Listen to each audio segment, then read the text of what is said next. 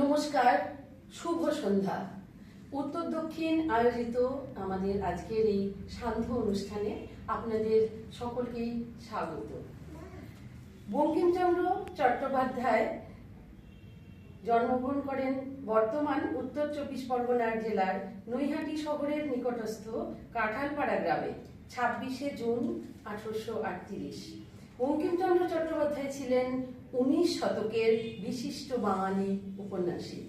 বাংলা গদ্য ও উপন্যাসের বিকাশে তার অসীম অবদানের জন্য তিনি বাংলা সাহিত্যের ইতিহাসে অমরত্ব লাভ করে আছেন।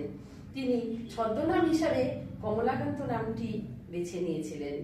তাকে বাংলা উপন্যাসের জনক বলা হয়। তিনি বাংলা সাহিত্যের সাহিত্য সম্রাট হিসাবে আমাদের সকলের কাছেই পরিচিত।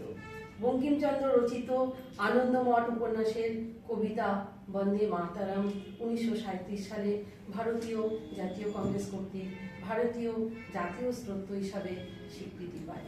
আমরা বন্দে মাতরম দিয়ে আমাদের আজকের অনুষ্ঠান শুরু করছি।